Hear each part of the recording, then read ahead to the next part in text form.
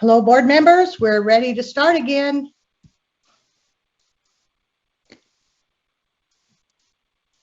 I love it when we see faces popping up. It's so exciting.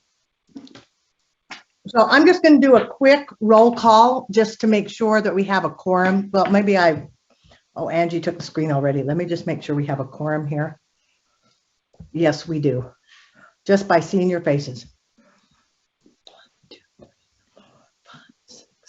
Yep, we have a quorum, so we can go ahead and begin. All right. We are going to go to our committee reports now. And we're going to go ahead and start with the audit committee. And so I'm going to turn it over to Vice Chair Davis. Thank you. The Internal Audit Department concluded its audit with our ESP, Educational Service Providers. And the committee moves that the board release the Education Service Provider Audit Report to the public. So the motion from audit committee is that the board releases the Educational Service Provider Audit Report to the public. Any discussion to that motion? Seeing none, please vote.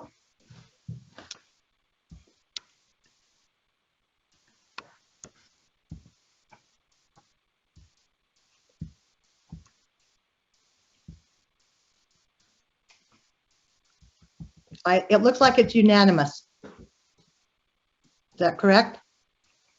It looks like to me. Okay, thank you. Vice Chair Hansen, you have a question? I mean, sorry, Chair Scott. Member Hansen for this.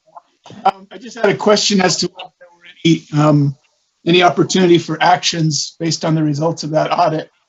Did the audit committee have any actions for USB to take the non-compliances that were found?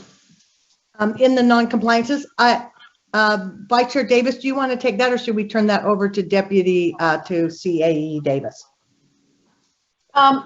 We can turn it over to CAE Davis. I think that there was more information that's needed, but let's turn it over to CAE Davis. Debbie? Good afternoon. Are you ready? Can you hear me? Yes. Okay, so Chief Audit Executive Debbie Davis.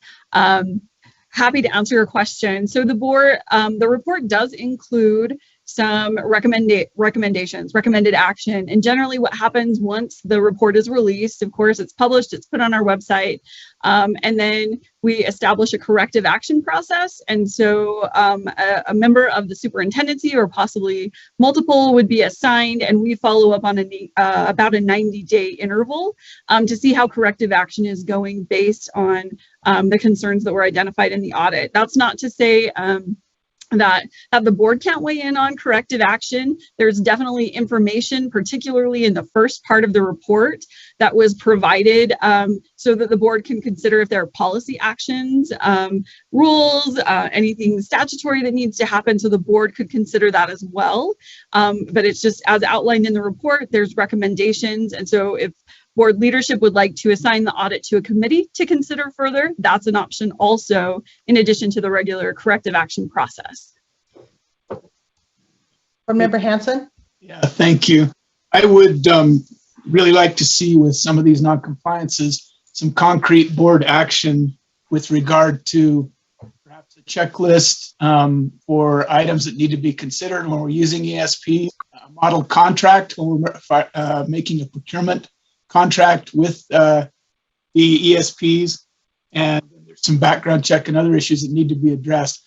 If I'm hearing an assurance that that's going to be addressed in, or I can raise those items to board leadership to be placed in a committee, if that's the proper way to do that. I thought a little more discussion today.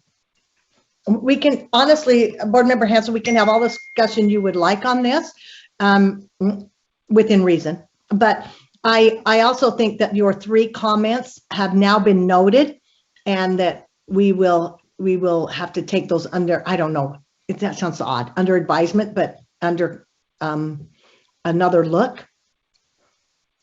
Okay, let me do that then. Just make the request to board leadership that we either send this to a committee or bring it back before the board for some concrete action to address the findings of noncompliance. From the USBE, not just from the LEAs. Does that need a second? I don't know that that's a motion. That is a recommendation to Okay. go back to leadership. So thank you, but thank you for your second as well. And Chair Hansen, that may be something we'll discuss in executive as well. I don't know where, okay? Any other discussion on this motion? Oh, they're not a motion on this request. Okay. Board Member Lear, you're on mute. Not so fast. I just wanted to add a attaboy to Scott's comment and would like to see the same and would like to be kept updated regularly because not all of us are in audit committee about what corrective action is happening and at some point it seems like if there isn't corrective action, then some of these and I'm just thinking out loud, so don't everybody get hysterical. But if the corrective action isn't going forward successfully, then, and I forget what the acronym is, these ESPs should be prohibited from working with LEAs, it seems to me. But that's maybe down the road a piece. Thanks. I appreciate that. There is no corrective action at this time. However, it's only recommendations from the audit that are out there, and then the board can move forward with some of those recommendations. Okay, that helps. Thank you. Thank you. Chair Huntsman? Yes, thank you, Madam Chair. This is a question, if the chair's good with this, is to have Debbie Davis repeat again what she said the next steps are when we release an audit, where it goes staff and then the staff take a look at it and then they start formulating actionable items along with us. So can that be restated, please? Yes, it can. Debbie, can you kind of maybe get that in a list of, however, it could be this or that, depending on what comes. So go ahead. Yes, happy to do that. So the process now is with the report released, internal audit sends the report to the audit client, which is the superintendency. The board is aware, right? And it's made public on our website. We also set up in our audit tracking database, we will contact the superintendency and ask them who they would like the primary contact to be regarding corrective action on the audit. And that individual is responsible essentially for guiding the corrective action process. So that's kind of outside of internal audit's purview, actually taking the corrective action. That's a management function to do that. So that individual will direct the corrective action. Then audit, what we do or required to do with our standards is follow up and just say, how's it going? And we report back to the audit committee, and we do that on a 90-day interval. So that's the general process.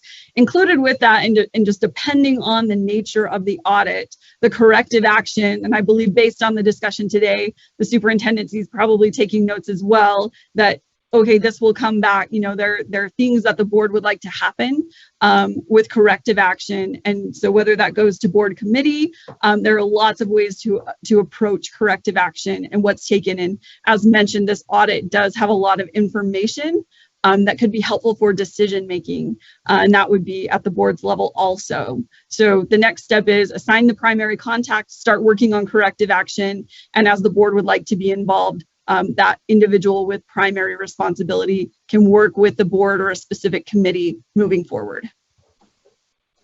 Thank you, Debbie. Board Member Moss?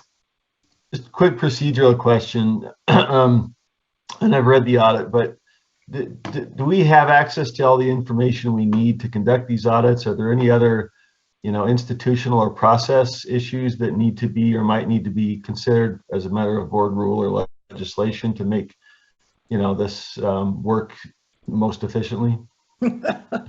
Debbie, go ahead. Would you like me to respond to that? Yes, and maybe I'll point you to section 3 of the audit. Is on data reliability, and it outlines some of the challenges we had trying to obtain data for this audit. We do have additional information that we could provide if necessary, but the data reliability section 3 of the audit does outline some challenges. The board did, I believe it was last November, a few months ago, we updated R277116, and it does include now if an entity that we're auditing is not providing sufficient information, if they're not being responsive, the audit committee can request the entity to come to audit committee and have a conversation at that point. So I believe having that in the rule now as we're starting our next audits will be helpful. We could certainly consider if there are other things that need to be in play based on what we're experiencing in trying to get data and information and do efficient audits. Gotcha. Thanks. Thank you, Board Member Moss. Board Member Straight?